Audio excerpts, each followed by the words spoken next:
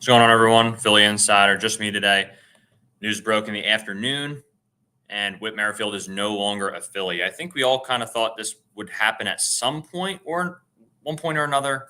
Um, there was thought maybe they would ride it out the whole season and just see how it went because they did commit. Obviously, there's Josh Harrison comparisons from the time he signed here, but they did commit more money to him, obviously. And it did not pan out that way. Whit finishes his Phillies career with 156 at bats. Didn't even get to the trade deadline. Hit 199, 3 home runs, 11 RBIs, 11 stolen bases. Actually, surprised he stole that many bases, but a 572 OPS. Just was really difficult to watch him night in and night out, to be quite honest. And a great guy for sure. Really have no complaints about him from a clubhouse perspective. I mean, it seemed like everyone in the clubhouse really liked him. It seemed like he's always been well liked in every clubhouse he's been a part of. But unfortunately, that didn't keep Josh Harrison on the team last year either, right? Like that was something that Josh Harrison was applauded for, and they wondered, well, you're taking this guy out of the clubhouse. Is that going to ruin anything? No, it did not. They understand it's a business. They understand that moves have to be made. And unfortunately, what we all thought might happen for Whit with how he was playing did happen. So it's unfortunate for him. I really I don't have much to say on Whit necessarily. I sat here when he signed, and I'm glad I didn't go live right when he signed because I'm going to be honest, I was not a big fan of the signing in the moment.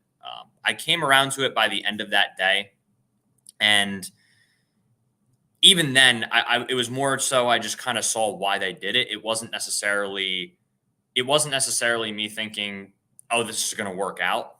But I understood, look, he can play multiple positions. He's going to get at bats throughout the week. He's not going to play every day, but he's also going to see a lot of at bats versus lefties, which that was a little tricky for me because it's not that he hit fine versus lefties throughout his career. Like he just kind of, I felt like he had more so even splits. Like it wasn't like he necessarily mashed lefties during his career. And I was like an older guy who's really had a lot of bloop hits throughout his time, which is fine. There is some skill to that too. And it's an art of the game being able to just get the barrel of the ball. But a weak contact guy who was getting older, who chases out of the zone a lot of time to make contact, and who wasn't necessarily a great defender anymore, especially not in the outfield. Second base, I'm sure he was fine, but he wasn't going to play a lot of second base for us. He was going to move around and mostly play left field. It just didn't really make sense to me at the time why they committed that much money to him. And I just felt like there were better alternatives, to be quite honest. And we can sit here and debate that all day. Maybe the other alternatives wouldn't have worked out either. And some of them probably didn't on other teams. But point being, I was not a big fan of it. There were other guys who I would have wanted, and there are other guys who I wanted the deadline as well. But Wes Wilson gets called up, and this is exciting. I mean, last year, I want to say he had 10 plate appearances in the big leagues, and obviously he has the notable debut with the Michael Lorenzen no-hitter. But I want to say last year in the big leagues that Weston Wilson had 10 plate appearances and 5 walks, which a very small sample size, but I mean, that's incredible plate discipline. And so he had 22 plate appearances last year. Oh, that was his first 10 plate appearances I'm thinking of. So he had 6 walks over the 22, but it was kind of sporadic playing time in the last 3 games of the year, and they weren't meaningful games. So I was more so looking at what he did when he first came up here. Point being, that's not really super important. He's had 4 at-bats this year. Obviously, he got called up for a brief stint, but it wasn't anything long. Since he got sent back down, Ben Silver tweeted out, credit to him, in the last 93 plate appearances, he has 10 home runs. And I want to say in his last 22 games in AAA, he has 12 home runs. So the guy's been absolutely raking. It's surprising to me he has not hit lefties particularly well in AAA this year. Granted, I haven't kept up with how he's hit lefties over the past couple weeks, so I'd have to check in on that. But that was a little surprising to me because that's going to be his roll up here, right? Like he's going to get the next couple weeks for Wes Wilson, if even that, are the opportunity for him to earn that potential platoon role in left field. And even then, like they might still go try to get a guy at the deadline. It all depends if they're going to look for a starter in the outfield or if they're going to look for a platoon or more of a bench bat. I'm not really sure what their plans are. There's definitely different thoughts surrounding that. So I'm curious to see what he does. I mean, I think Wes Wilson has been a really good player in AAA from the past few years. We will see if he's more of just kind of a quad A player with a little more playing time here, but it really depends on how many opportunities he gets over the next couple of weeks. He may not even get that many, but I imagine we'll see him in the lineup at least a few times over the next couple of weeks. But I am glad he's going to be on the bench. Like I think he deserved that opportunity last year. Rodolfo Castro, I get it. You made a deal for him at the deadline, and he had to stay on the 40 man, but it was just unfortunate because Wes Wilson wasn't AAA raking, and Rodolfo Castro was really, really poor while he was up here last year. So it didn't really work out last year. He should have gotten an opportunity, but I get it because of all the roster things that would have had to go down, and they didn't want to use the option on Castro until the end of the year. So it is what it is. That's in the past, but I'm glad that Wes is going to get the opportunity. I'm not sure how much of an impact he makes as far as the rest of the year goes and as far as October goes, but he is going to get that opportunity. So I see a number of you in the comments here. That's really my general thoughts. Look, Whit Merrifield, wish him the best. Just did not work out. I mean, going from an everyday player to a bench player and just getting sporadic playing time, it's not an easy thing to do. I'm not saying it's easy. I'm not saying that hitting at the major league level is easy either. Obviously, I know that. But given the expectations, it just wasn't up to par. I mean, it just wasn't up to standard at all. And it was about time. I understand the timing. The timing is a little bit weird, honestly. Like, I was expecting this to happen closer to the deadline, and they would ride it out and then see, all right, if we don't get any options, maybe we're just going to go with Whit the rest of the year and see what happens and see if he does something. But they're not playing around. I mean, this is obviously this was something they felt needed to happen sooner rather than later. And Wes is probably the temporary solution. Maybe he sticks, even if they make a move, maybe Wes sticks around longer just because I'm not sure Pache makes it through the deadline either. But we will certainly see. It's going to be interesting to see how this plays out as they go up to the deadline. And they go into the All-Star break now. There's definitely going to be a lot of questions swirling with what they will do come July 30th. So, yeah, I'm going to get to the comments here. Appreciate all you guys. We got 18 people tuned in. Really appreciate all y'all. Drop any questions, drop any opinions y'all got, and I'll respond to them. But Sir, welcome in. Says, not a big fan of this. Sure, he stunk, but he was a good clubhouse voice, and he was starting to come around with the bat. I don't think Wes Wilson will be any better, unfortunately. I would disagree with this. Look, I do get it.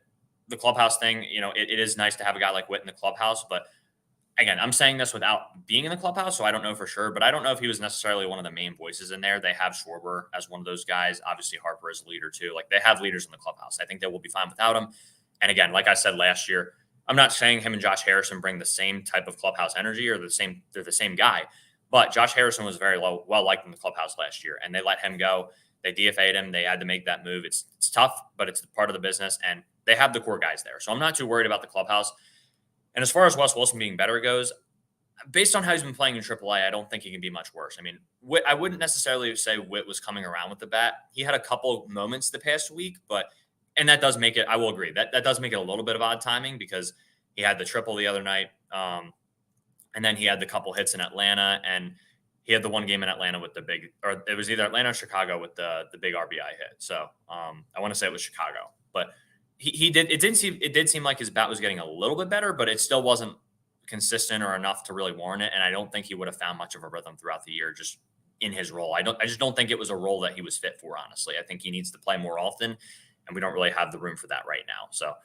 It's unfortunate, it just didn't work out. And I feel bad for him too, because I think he signed here. He's like, all right, I'm giving up other everyday jobs on teams that aren't very good because I want to win. And it is unfortunate. I do feel bad for the guy. So Star Wars, welcome in.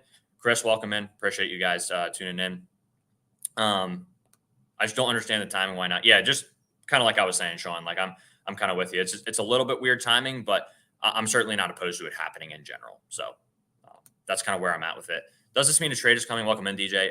I think there was a trade coming regardless. I mean, I think they're going to make a trade for an outfield bat of some sort. Like I said, I just don't know. Is that going to be a platoon bat? Is it going to be a starter? Is it going to be both? I'm not really sure. Johan Rojas did just have a really good series, and he's had a pretty good week. So we'll see. Obviously, 1 week does not just, that doesn't dictate what they do at the deadline. There's more that goes into it. But I do think they really like Rojas out there, and I'm not like, look, I would love to get a starter. I'm not a huge believer in Rojas, but I do believe that with the right platoon with Marsh in left field, I do believe they can still win with Rojas in center as well. So even if they just made a move for a platoon, I think they could still manage their way through the playoffs. I wouldn't be super, super concerned about that. But if the right starter comes along, yeah, like I wouldn't be opposed to going out and getting the right bat, like a Randy Arozarena, or obviously Robert is going to depend on the price, but I'm not opposed to it. Big believer in West, but this makes me think they're close to a trade. They could be. Again, I think they're going to give West the next couple weeks. That's my expectation. I don't think they're going to make a trade right now, but I do think they will make a move. I think that's going to happen at some point. So, Will G, welcome in. Big Phillies fan. Good to see you in here. And Sarah, welcome in, says, I'm a Cardinals fan, but man, your Phillies are too good. Sweeping the Dodgers was huge. Appreciate that. Yeah, that was a big sweep. I was hoping to get 2 out of 3, and the fact that they got all 3 is just awesome. And again, they just got some of these guys back too. Like they didn't even have Harper for one of these games, and just the way they're winning games, man. I mean, it's just winning baseball right now. So you got to love what they're doing, and the culture in that clubhouse. It's just they are just building. They built a winning culture over the past couple of years, and they continue to build upon that foundation. So it's good to see you. Troy, welcome in. Been a while since I've seen you in the live chat, but I know I talk baseball with you every so often. So good to see you, Troy. Pache's time is running out, in my opinion. I agree, sir. I don't think he's going to be around past the deadline. And I love Pache. I think he's a good player when he's able to hit lefties, and he's a good platoon, but he has not been a good platoon this year. I mean, that's been the problem. Him and Whit have both not hit against lefties. That's been a big issue for them this year is they haven't had a lefty, a righty to hit against lefties when Marsh is out of the lineup, because Marsh has been awful versus lefties. And I get it. He could get more opportunities, but he's had some opportunities this year too. I mean, if you've watched the at-bats, they've been very, very uncompetitive, and hopefully that comes along with time. But I think you do still need to go get a platoon out there and be smart about it, because I just don't see it really improving anytime soon. But Marsh has been awesome versus righties. I mean, Marsh has really started to feels like he's starting to find his groove a little bit too. So I still love Marsh, and I think defensively he's awesome out there too. But I do think they need a platoon for him, and Pache and Wood have not done that this year. Surprised by the timing, liked Wood as a vet off the bench. Yeah, the timing was definitely weird, Troy. And like you said, he's a good clubhouse presence, but I do think this was probably going to happen at some point. And I think the idea is that they give Wes Wilson a shot here, and they kind of see what they have with the bench and just give it a couple weeks before they add a guy too. So, and then obviously they got rid of Dahl the other day too. So definitely some moves being made right now. And Clemens got optioned, I believe, as well when those guys came back. So yeah, I mean, they are definitely going to be switching the bench around come deadline. I mean, I think the only guys that are safe are Stubbs and Sosa. And obviously there's a lot of backup catcher conversation right now. And again, I love Rafael Marchand. I think he's been awesome. And it's good that he's finally healthy while he's getting this opportunity too. I mean, that's been the problem for him. He hasn't been able to stay healthy, and now he is healthy and he has an opportunity to kind of prove himself. So he's definitely made himself a very valuable piece for the Phillies over the past couple of weeks, just to have a guy like that who's your third catcher. I mean, not many teams have catching depth like that. And obviously we don't have a ton behind Marchand in the minors right now. Eduardo Tate's probably your best catching prospect, and he is years away. He's playing in FCL. But regardless, like the backup catcher thing, I think is just a little bit egregious. I think they're 16-7 with Stubbs behind the plate. And neither of those guys are going to play in October, and they're playing once a week. So I just don't see it as that big of a deal. And look, Marchand has options. I think Stubbs technically has one, but I don't think they're going to move him. So that's just kind of that was a little bit of a side tangent there. Carter, welcome in. He says the trade deadline is coming up soon, but what are your opinions on going out for Luis Robert or other outfielders? Robert, it's going to depend on the price. I think they're going to want at least one of Miller or Painter. I probably would not do that.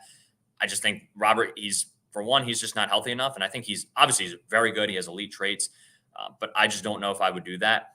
If they did it, I would be a little upset about Miller getting traded, but I wouldn't be sitting here saying like, man, that sucks. To be like, okay, well, now we have Luis Robert. If he's healthy, we have a real shot to win it this year. And he really upgrades the team for sure. So he's been a lot better as of late, obviously. And I said this on our pod with Drew Monday. He was hitting 196 and still had an 800 OPS. That is rare. And he's an elite glove too. So Robert, if the right deal comes along, it would make sense. I wouldn't want to give up one of those two guys. And as far as other outfielders go, there's a number of guys I got my eye on. I mean, if the Rays struggle here versus the Guardians in this upcoming series and then struggle out of the All-Star break and Randy Arozarena does become a real possibility, he to me would make a ton of sense. I think he's honestly a perfect fit. You could put him in left field. Defensively, it's not a perfect fit. He's not a great defender. You'd probably have to have Marsh back in center. I just think Randy with the bat, he just makes a lot of sense. He's not chasing a ton. He's walking a good bit, even in a year where he's not playing very well. And I think he gets a jolt from the Philadelphia crowd. And he's a big moment guy too. Absolutely a vibes guy, like Drew said on Monday.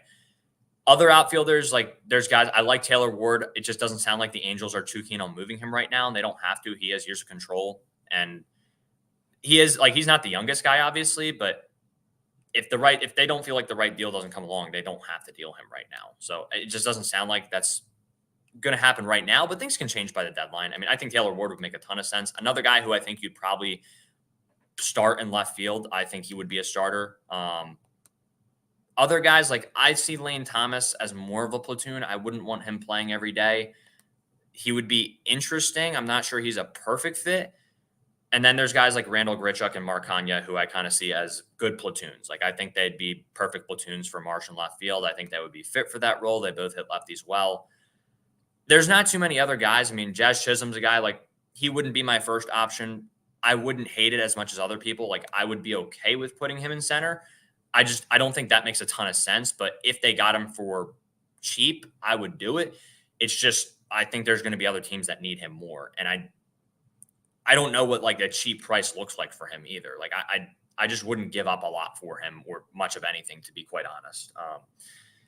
And then Brent Rooker, look, amazing hitter. Obviously, he mashes lefties too, but you can't play him in the field. You just can't. The defense would be terrible out there. And if you say, well, let's put Schwarber back in left field because he's running a little better this year.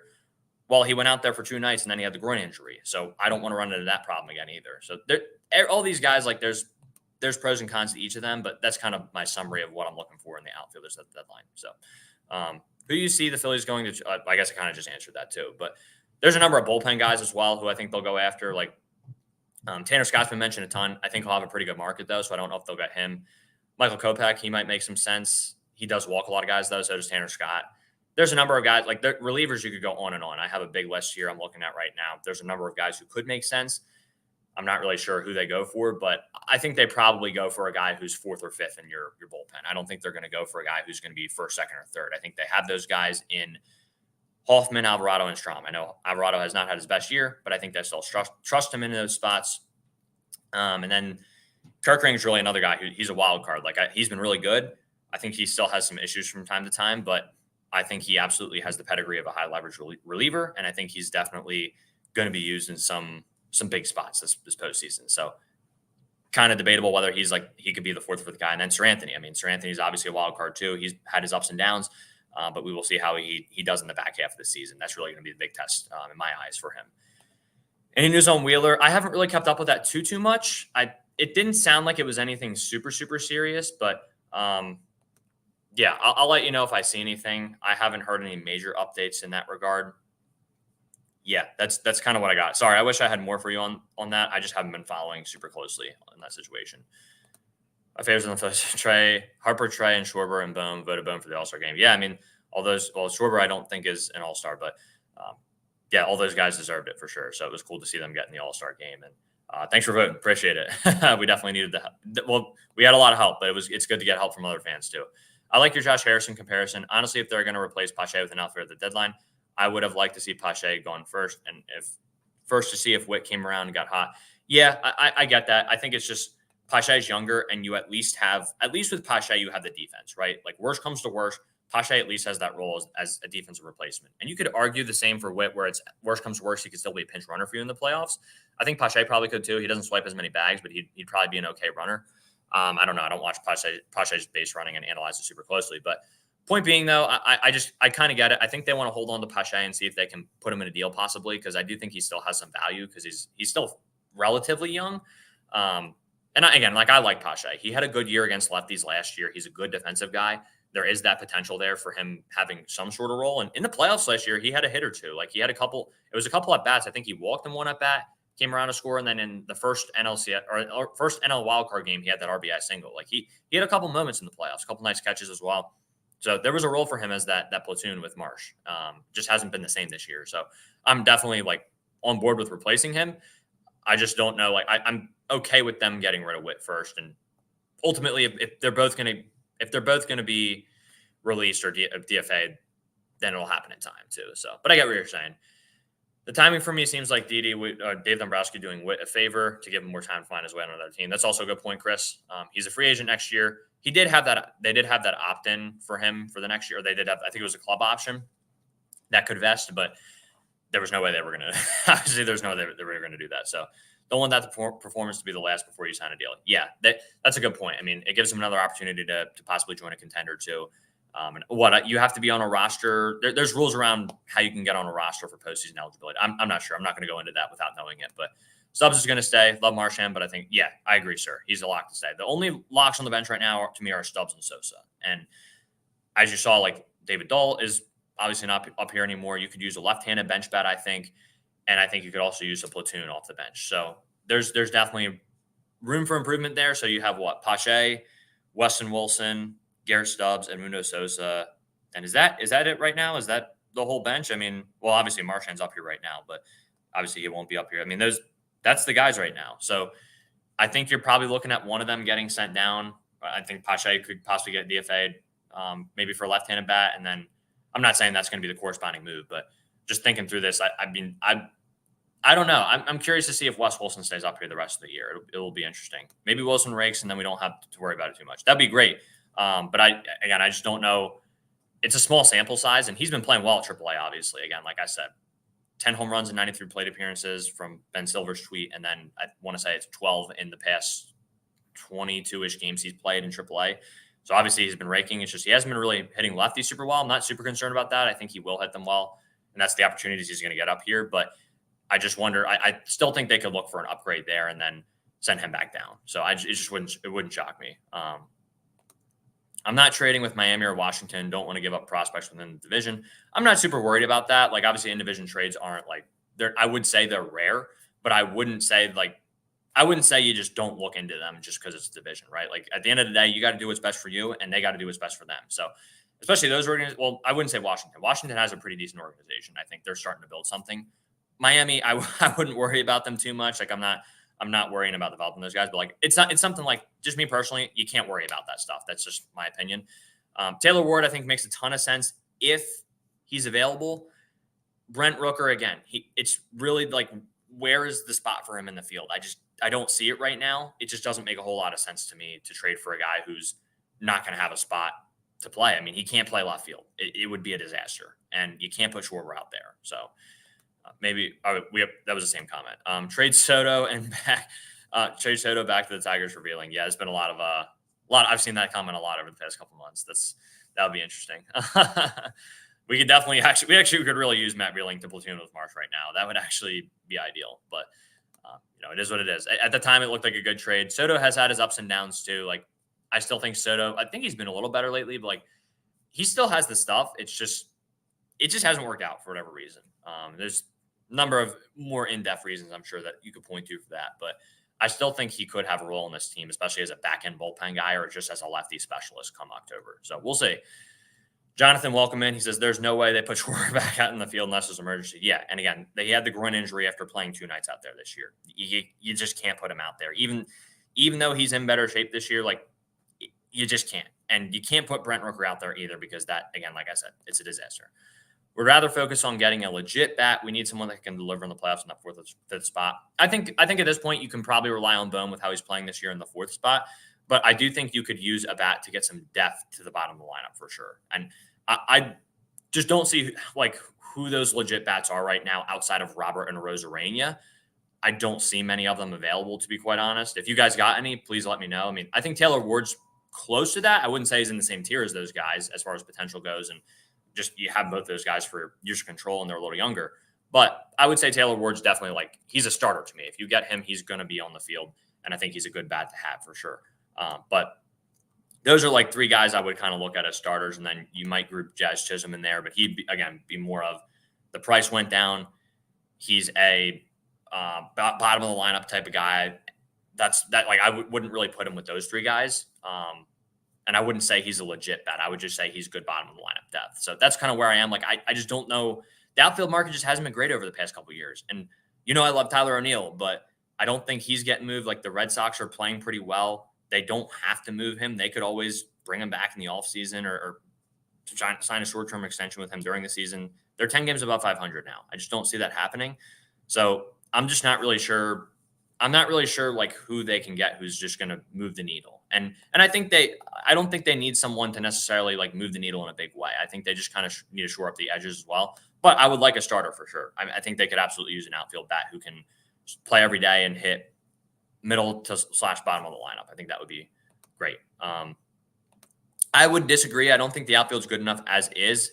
Castellanos has been better. I still don't necessarily trust him to be consistent throughout the postseason because, again, you saw last year, huge part of the reason we won the NLDS and then a huge part of the reason we lost the NLCS too. I'm not saying he's the reason for either series, but that's what you have to deal with Castellanos. It's just he chases out of the zone a lot. He still is who he is. He's been better for sure, but I don't trust him. Rojas, I think he's been better, and I do think there are small signs of improvement. And I think they can get him up to a serviceable level offensively to where his defense will just matter so much that his offense will just be decent enough that his defense will be still overtaking the value. Like his defense is gonna be the reason he's out here all the time, obviously. But I don't know if that made sense. But his offense is going to be decent enough to where you can warrant putting him out there because of his defense. I think that's what I'm trying to say. So they could use a bullpen arm, but their bullpen is one of the best in baseball. Like they have their top 4 or 5 guys. I think they just need to lengthen that a little bit and get another 4th or 5th type of guy in that bullpen. So that's kind of where I'm at. And again, I think they definitely need a platoon for Marsh in left field. So I think the outfield, like it's not the worst in baseball, but I definitely think it's near the bottom in some of the offensive production. So release of Merrifield is the right decision. Phillies need a hitter to play center field. Yeah, I don't know who too many of those guys are who are going to play center field at this point. Bellinger just got hurt last night too, and he's a guy like he had reverse splits against lefties. He would have made some sense, but again, with him, the contract was really the big issue. So I wasn't really in on him. And if you're talking about center fielders who are available, I mean, it really is Robert and Chisholm. I mean, those are the two, like only 2 center fielders who I can really think of who may be on the move. There may be a couple other guys who may be on the move, but those are the 2 legit guys who are like starter guys who you would put in that group. And then all the other guys are, you get a left fielder, and then you're probably moving Marsh back to center. So that's kind of what I think you're looking at right now. It's just the options there's not many options. Like they're very slim. That's kind of what my opinion is. Rich, welcome in. Says Luis Robert will be too costly a price. I agree with that. Again, I think they're going to want Painter or Miller. Randall Grichuk can be had. He can play all 3 outfield positions well. I think at this point in his career, he's probably not going to play all 3 outfield positions, but Grichuk can play the corners. And again, with someone like him, he's going to platoon in left field. He hits lefties well.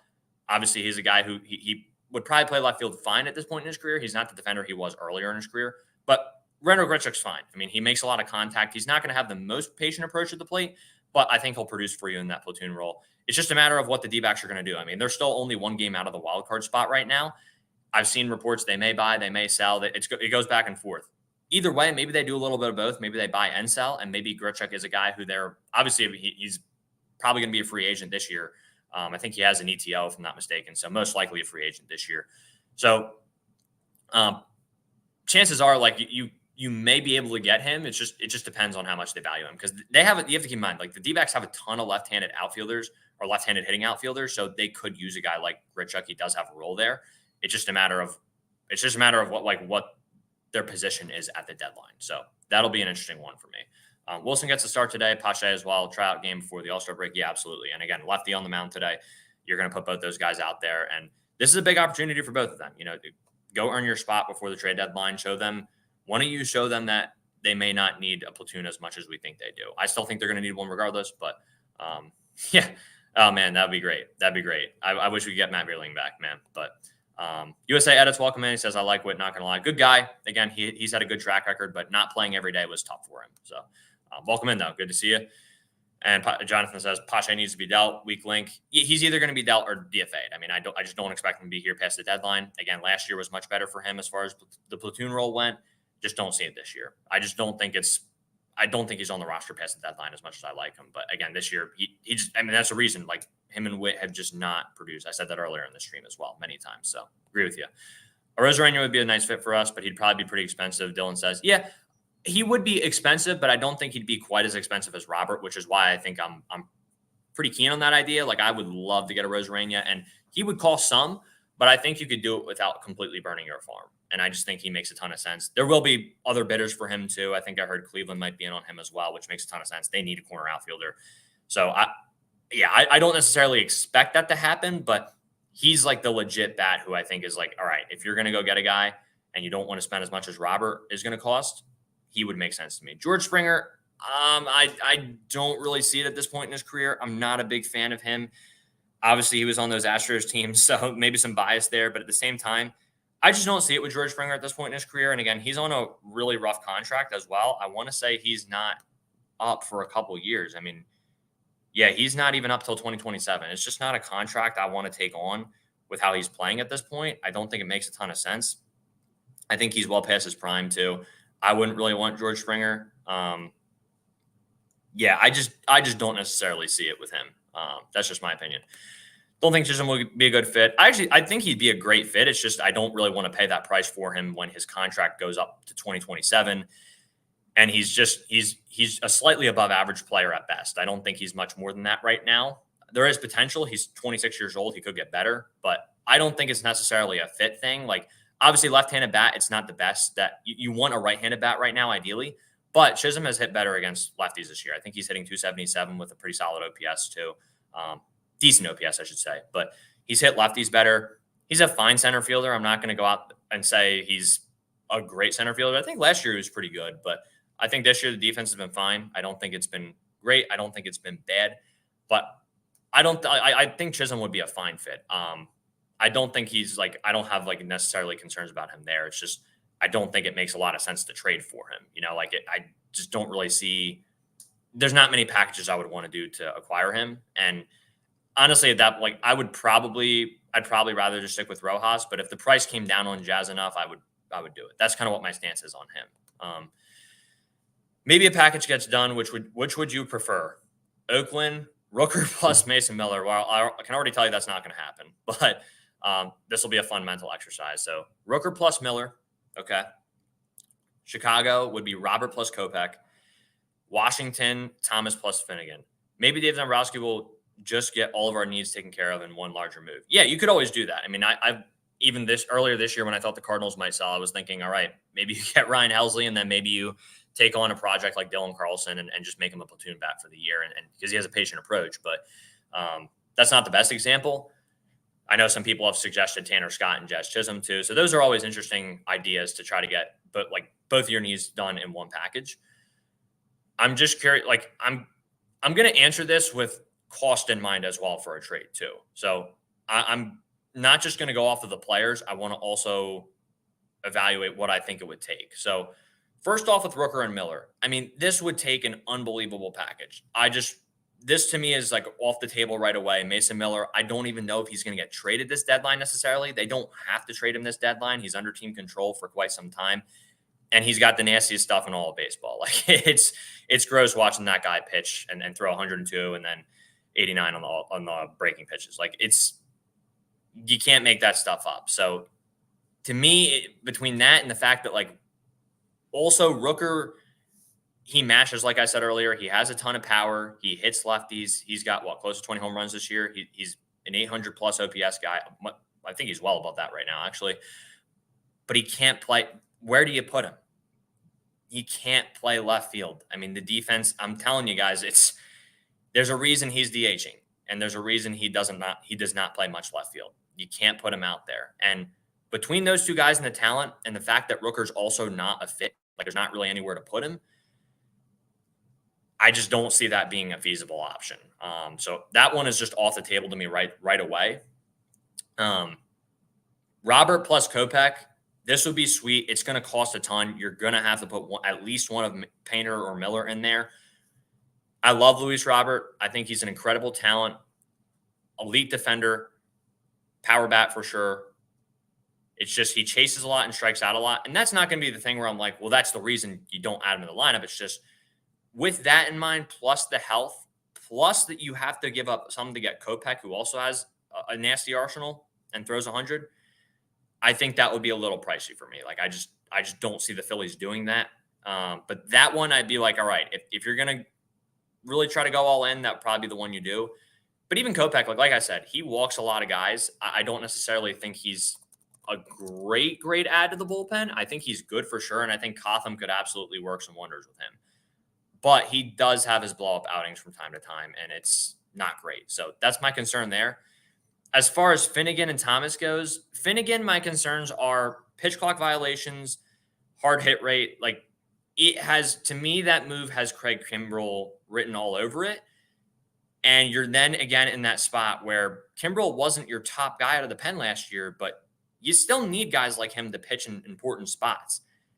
And I fear ending up in that situation again with it just feels very similar to Kimbrell. So obviously Finnegan is a different pitcher. He's also not as old as Kimbrell, but there are some of those vibes there. Again, not the same thing. we'll see how Finnegan's usage shakes out as the year goes along, because that was really the big thing with Kimbrel. And obviously, Kimbrel, he's older. Like, there's other issues with Kimbrel as well. He had to bulk if there was a guy on second base. There's plenty of issues there. But I don't know. I'm not super bullish on Finnegan. I think he would lengthen the bullpen, but there are concerns there. As far as Lane Thomas goes, I like Lane Thomas. Like, he's okay. He obviously has a lot of speed. He can change the game that way. He hits lefties as well. I think he, to me, would be more of a platoon. I think that's obviously the cheapest option out of all those three, and I think it would probably make more sense just because of that. But if I'm going off of which players I would prefer, probably Robert plus Kopech, because I think those two are better fits. I just don't think Rooker is a fit here because of the defense. But hopefully that answered your question. I mean, I kind of danced around there, but that's my thoughts on all three of those packages. Happ from the Cubs. Ian Happ would be interesting. Again, another guy who has a patient approach. He works a lot of walks, but another guy who doesn't necessarily hit lefties particularly well. And I don't know if he's a guy who I'm like, all right, he moves the needle enough for me to go put him in left field and put Marsh in center. I don't know. I don't love that. I wouldn't hate it if they did it, but I don't really see a lot of reason to do that. So that's kind of where I'm at on Ian Happ. I could see them getting a short-term option and go after Juan Soto in the offseason. That's exactly what I think they're going to do, Jonathan. I think they're absolutely gearing up to go get Soto. I'm not saying they're going to get Soto, but they're preparing to make a big offer for him for sure. And obviously the Mets and Yankees are going to be in competition for that too. I just don't I don't know. Like, I don't see them going after a guy just because he has years of control, if that makes sense. Especially not some of these guys who are already under contract. Like Ian Happ, and obviously their deals are different, but Ian Happ and Bellinger, they're already under contract for a few years. So, then obviously there's some money tied up there, more so for Bellinger, I believe. So, and then Bellinger, like, with how he's playing okay, but I don't know why you wouldn't opt into the next year of that contract. It just doesn't make sense to opt out. You're not going to get more money than that. So I wouldn't want to be tied up with that money. And then actually Ian Happ's making a pretty decent bit. I just don't think he's worth the money he's making. So I wouldn't do that deal. And again, Bellinger just got hurt last night. So I don't think that's necessarily on the table.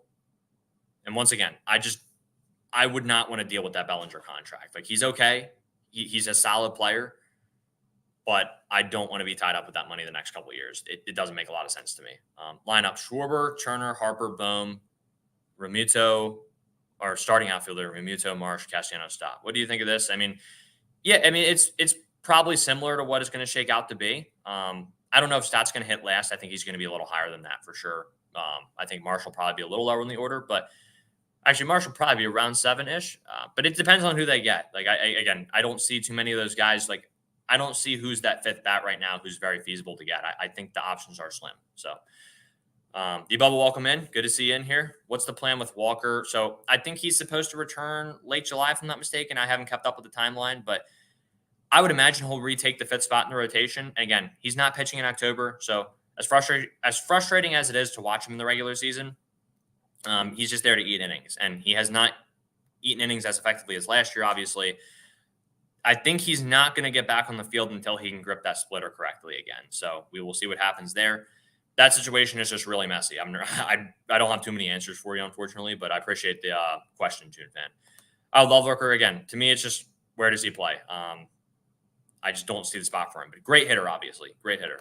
Wonder if the Reds are selling. I have wondered the same, Troy. I'm not really sure what their thinking is going to the deadline. It's hard because so many of these teams in the NL wildcard race they're on the fringe. I mean, there's 1, 2, 3, 4, 5 teams who are all within 3 games of that last wildcard spot.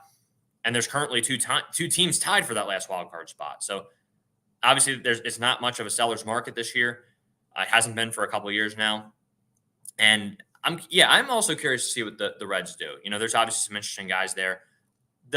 I don't know how Lucas Sims has been this year, but I remember we talked about him a couple of years ago, Troy.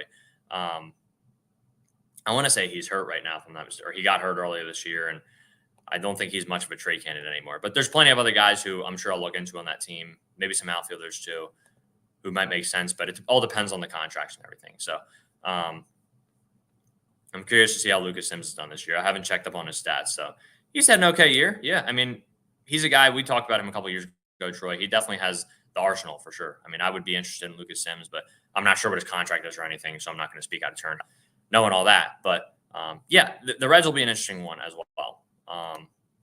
And yeah, I'm not saying we're going to get Soto, Troy, but they're absolutely going to make an offer for him, and they're definitely gearing up to make that offer as well. So, um, who I think will get Soto this offseason, Ryan? Welcome in, good to see you. Um, or what do I think we'll get Soto this offseason as far as deal goes? I don't know. I haven't looked into the contract specifics to be quite honest, but I imagine it's going to be not far. Like I'm not saying it's going to be a Shohei deal, but I would think it's probably going to be pretty high up there. And I think he's probably going to sign long term and find a home for a good while. So I think it'll probably be one of the New Yorks. I would think he's going back to the Yankees. That's my expectation, but he hasn't signed an extension with them yet, obviously. So we will see. I know the Mets are probably going to make a big offer to him. And then I think we'll be in the mix as well. And I'm sure there's going to be other teams. Like all 31, 32 teams should be in on Juan Soto. But I don't know. I don't know what type of pitch is going to get him, if that's what you're asking. So good to see you in here, Ryan. Brian Reynolds put Miller in the trade. I don't think, he just signed a deal with the Pirates not long ago, a year or two ago. So I don't think that he's going to get traded. And also not a guy I would trade Eden Miller for, to be quite honest. Like I think Brian Reynolds is a very, very good player. But I don't think he's good enough for me to be like, all right, I'm definitely trading Eden Miller for him. Maybe I'm wrong. Maybe that's crazy. I don't know. I think he's been very good. I just don't think he's that elite tier of player I would give up Miller for right now. So yeah, my question was based around if we were to get off the top prospect like Painter Miller. Okay, good. So I was able to answer your question. Yeah. Crawford actually, speaking of Justin Crawford, congrats to him. Just got moved up to Double-A. Definitely making some progress right now. And I was just at a game in Lakewood a week ago, actually. Yeah, last Saturday. He had an opposite field home run. And he's had a couple really nice home run swings over the past couple of weeks. So, yeah, I'm curious to see what they do with Crawford at the deadline. He feels like the guy, if there's going to be a bigger trade, he feels like the guy they might have as a centerpiece of a deal. I'm not sure what that lands you, to be quite honest. But him getting moved up to Double-A, it'll be interesting to see. He's going to get tested up there, obviously. It's going to get tougher as he continues moving up, and his approach is going to get tested. So, I'm definitely curious to see what he does. And I'm curious to see what kind of talks they have about him at the deadline, too, if we find out about any of that. I'd be curious. Pache for Juan Soto and Aaron Judge. Who says no? I would love that. I know it's a Phillies live stream. What are your thoughts on the Paul George signing? I definitely like it. Like, I think it's just, as you can see with, like, the team they put around him now with Caleb Martin, and they got Oubre back, and they bring in Drummond, and then they got a couple good minimum deals with Gordon and Lowry. I think it just made sense. He was really the only guy available this offseason. I wasn't super bullish on getting Brandon Ingram, and sounds like Zach LaVine has no market right now. Those are really the two other guys. And Bridges, I don't think the Sixers actually even had enough. Like, I don't think they would have been able to, by rule, trade for him. So I think Paul George made a lot of sense. I think he's a real good player, but I still think they got to get over the hump with the Celtics too. But I think this gives them a good shot. So I'm curious what your thoughts are Ryan. It's definitely a lot of money, but I think over the next 2 years, you have a solid window to try to win a championship. Whether that happens or not, the Sixers will definitely Sixer in Sixer fashion. So I don't know, but I'm definitely excited. Definitely excited about the Sixer season coming up. Should be fun. Thank God. Yeah. Welcome in, Vader. Good to see you in here. It's been unfortunate. And he hasn't hit lefties well. That's the biggest thing. Not that he was a lefty killer coming in here, but we knew that was going to be his role. So, Pete, welcome in. It's good to see you. See you in here. Best record in baseball. Let's stay put. If it ain't broke, don't fix it. I'm fine with Marsh, Rojas, Pache, Wilson, platoons, left and center. I get that, but championships are not won in the regular season. And there's a reason that plenty of teams have good regular seasons, great regular seasons, and then don't do anything in the playoffs. You got to shore up around the edges. And there's ways they can do that in the outfield. Marsh is great versus righties. He cannot hit lefties, and we've seen that this year. He's had more opportunities, not a lot of opportunities, but he's had enough for us to see that he's not really improving there. Maybe he does. I don't see it right now. Pache, he was a good platoon last year. That has not been the case this year. Weston Wilson, I think he can be a good platoon, but we're gonna have to see. And again, not a proven MLB guy. So if you can get a surefire platoon for Marsh in left field, I think that makes a lot of sense. I think Rojas, I wouldn't be surprised if he's the starting center fielder the rest of the year and in October. So it wouldn't shock me if they didn't do something to get a starter at the deadline. But I certainly think if you can get a good starter for a good price, I do think you do it. So it just depends on who the guy is. But I'm with you to an extent, but I think they do still need to make some moves as well. He's been a good contact hitter, but didn't seem to be seeing the ball well. Yeah, absolutely. And again, he chases out of the zone for contact a lot. It's weak contact too. And with not playing every day, it was just really, really poor. It was really, really poor. Again, great guy, but just didn't work out. I don't necessarily like. I wouldn't be surprised if they tried, but again, like I just don't. I don't really see who would have taken him, and especially teams probably knew. Oh, if the Phillies shop him, they're probably trying to get rid of him, and teams probably already knew they were going to try to get rid of him anyway. So I don't know who that team out there is who would have been a taker in a trade. I don't think it would have gotten much for him. If you got anything for him, I think you could take a win there. But it is what it is. It is what it is. Thank you for the super sticker, Pete. I appreciate that, man. It means a lot. That's always good commenting back and forth with you. I see you in the comments every so often, so I appreciate you, Pete. Jazz, if he can be good in the locker room, would be great. And some bullpen help. Yeah, I mean, look, I talked about Jazz earlier. I don't want to repeat too much what I said. Welcome in, Remo, by the way. But look, a lot of people don't like Jazz. I get it. He's also a left-handed hitter, which doesn't make a ton of sense. Look, he's a starting center fielder. He's a solid player. He's hit lefties well this year. And I think he was solid. He was solid defensively last year. I don't think he's great defensively this year. To me, Jazz is all about, and I see your comment too, Vader. So I'll kind of talk about both your guys' comments here. This is what it's about. It's about how much he costs. Like if he costs a little more than we're willing to give up, there's other teams who need outfield help who could use a center fielder who I think it make more sense for them, and they're probably going to overpay a little bit for Jazz Chisholm. To me, it's if the price is low, I would do it, even though I don't love it's weird. You like having years of control, but I don't know. I would prefer to more so get a rental who's a platoon right now. But as far as Chisholm goes, like he's a guy, again, if the price is low enough, I'd be fine with it. He's 26. He makes sense. I think the hate on him is a little bit unwarranted, to be quite honest, but I don't know. It's definitely an interesting case with Jazz. I mean, again, not my top option, but for the right package, I would be okay with it. Like I really wouldn't hate it. I think a lot of people would overreact to it, but yeah, that's kind of where I'm at. Sean, welcome in. It is interesting to see you here after we talked a lot about Merrifield in the offseason. I know I was not high on it. You were high on it. So we had a lot of conversations. So it's crazy to be full circle here now where he is not on the team anymore. Even on that night where he signed, like I wasn't a huge fan of it, but I saw your reasoning. I saw a lot of the fans' reasoning for why it happened. And I did see a path where it could work, but it's unfortunate we're hearing it did not work. So here we are. Do you think the Phillies are built for the playoffs, and what do you think needs to happen for the Phillies to pull it off this year? Yeah, I think that they're absolutely built for the playoffs. I mean, they got a ton of playoff performers. They got 4 consistent starting guys in the rotation who are all pitching at unbelievable levels this year. All of them have pitched in the playoffs before. Obviously, Sanchez not much, but he got that experience last year. The top 3 have had really, really good postseasons over the past 2 years too, so we know they can come through. And that's the biggest thing to me. Like if you have 2 or 3 starting pitchers who are really good in the playoffs, that can carry you through the playoffs. And then you factor in the lineup. I think the lineup's been very good this year. I still think they could use another bat or 2. But I think as far as what needs to happen for them to pull it off, I think they need a platoon for Marsh in left field, which we'll see if that's Weston Wilson or if that's someone else who they trade for at the deadline. And I think I think they could use a starting outfielder, but I think Rojas could be that by the end of the year. It just depends on if he continues to make improvements and builds upon this past week. Again, I've been a believer since the start of the year that they needed another starting outfielder, but I do think they can win with Rojas. So I think as far as what needs to happen is I think they probably, in addition to 1 platoon bat, I think they probably need 1 more reliever to just give that length to the bullpen to ensure that they have enough guys in the postseason, because there's going to be nights where Hoffman, Strom, and Alvarado are not available, and you're going to need Kerkering, Sir Anthony, and probably someone else to get the job done on those nights. And I don't know if I trust Gregory Soto in those spots. I think he could do it, but we just haven't seen that. So that's kind of where I'm at. I think Merrifield needed to be an everyday player. I agree, Vader. I mean, that's what I was talking about earlier on the stream too. So 100% with you on that. And I don't think, look, there just wasn't a spot for him. I wasn't just that Topper wasn't willing to do it, but there wasn't really room for him. He was just going to he came here knowing he was going to be a bench player too. He passed up other opportunities to start on other teams, and he just wasn't fit to be and not in an everyday role. So, it makes sense. And yeah, as far as Mark Kanya goes, to me, he's like the perfect platoon. He's a rental. He's not going to cost much, and he hits lefties. He's not the best left fielder. I think he can play out there though, especially as a platoon. You're not playing him every day.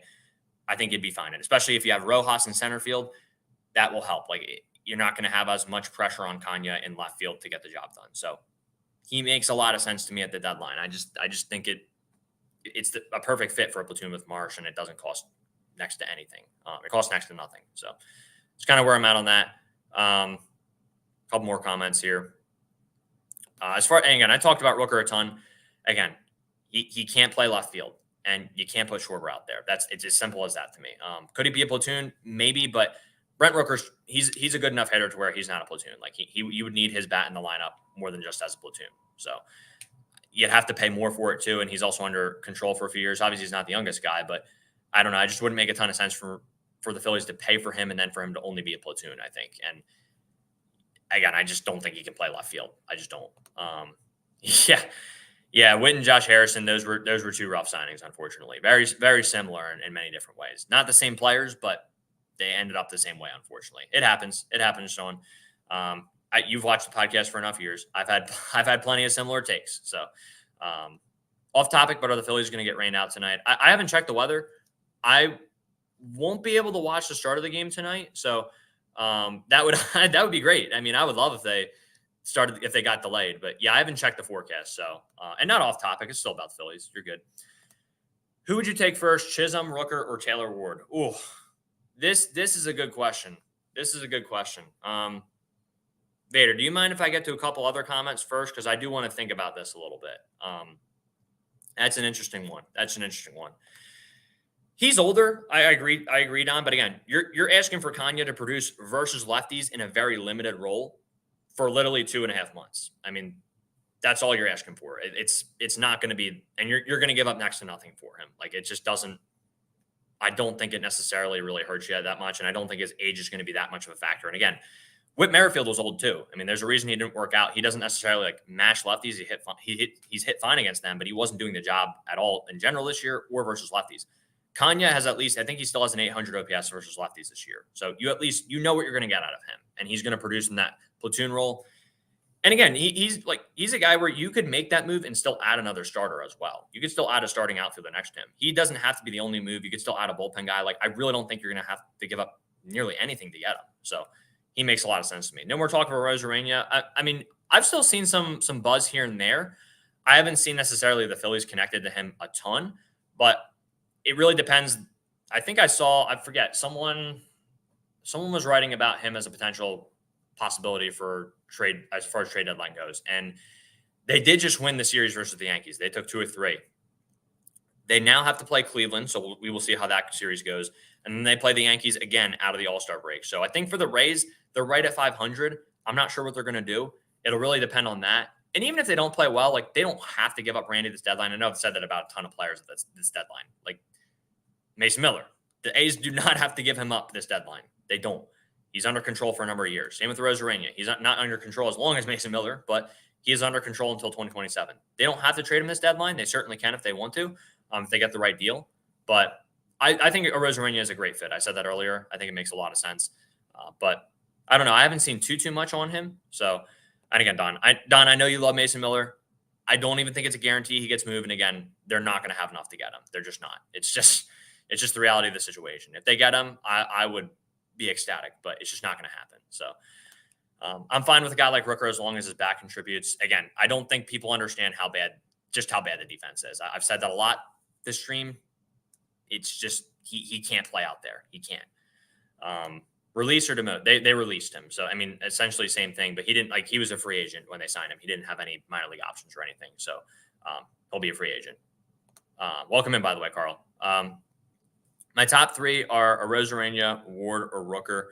Also, the thing with Rooker's defense is that we did make it to the World Series. Yeah, that's a great point. Absolutely. But if you can avoid that, it's just not something you want to deal with out there, right? Like and again, Rooker's a starting bat. Like he's not someone who's just going to platoon. You're going to need him to play out there every day. And again, you see, look, Kyle Schwarber hasn't been able to stay healthy when playing out there. So you can't put him out there, obviously. I've said that a number of times this stream. And again, like, there are still a lot of issues that arise when you have a guy like that out there, and there's potential for it to happen. So yes, it didn't happen on that way to the World Series. It wasn't a reason we lost, but who's to say there's a ball hit to him that he can't get to, that someone else could get to, that then affects the game. And also, Schwarber, to be fair, wasn't as bad in left field that year as he was the year, like last year. Last year, he was terrible out there. The year before that, he wasn't good, but he wasn't the worst. I mean, last year, he was probably one of the worst left fielders I think I've ever seen. Brent Rooker is in that same category. There is a reason he DHs, and there is a reason he just cannot play left field. And that's a big reason. Like, I'm not just saying his defense isn't good. Like, it is bad. It is bad. I'm very confident in that. And I don't really see, again, I don't really see why it's a bad move necessarily. I don't know how it hurts the team, but I think they had to do it. I just don't know.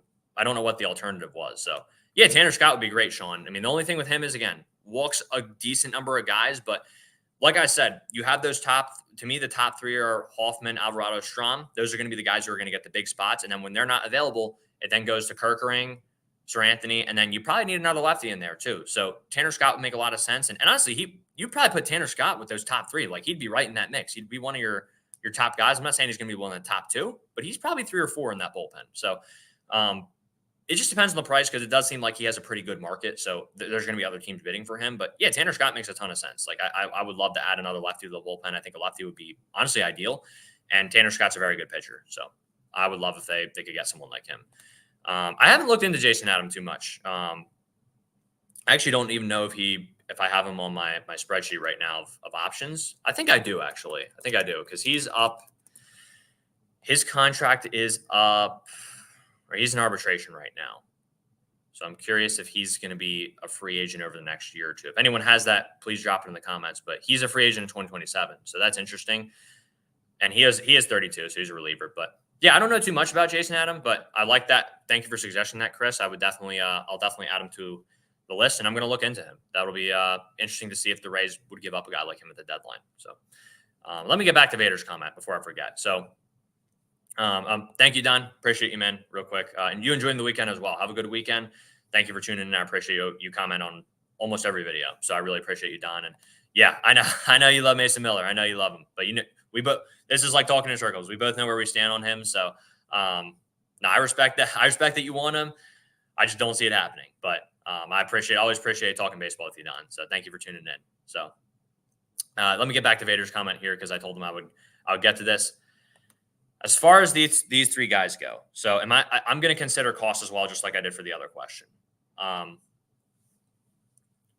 That's actually tough. I actually don't know who would be the cheapest out of these. I think Chisholm is going to cost more than the Phillies are willing to give up.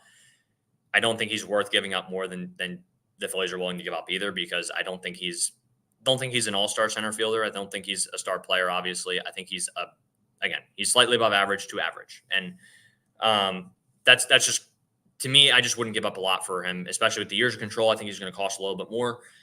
And yeah, I don't see it necessarily happening, especially he's a left-handed bat. He has hit lefties better this year, but ideally you'd probably have a right-handed bat. So I probably would rule him out right off the bat. And then Rooker, again, let's say they go on and they're like, all right, we're just going to have him stand out there in left field and hope Rojas gets everything in the gap. Maybe that does happen. Rooker he's been the best hitter out of these 3, I think. I think it goes without saying. It's really impressive what he's doing right now. As far as the offense goes, he'd be the guy I would take first for sure. But I just think the defense, I just don't see where you put him. I just don't. Taylor Ward, I think he's the perfect fit. He'd probably be the guy I would go for here. He has not hit righties well this year, but I still see him as a starter. He has hit righties well in the past. He's hit lefties really well, though, too. So he's going to have a role no matter what. And I think he would be a guy who probably slots in, not middle of the order, but like kind of around that 5, 6, 7 hole.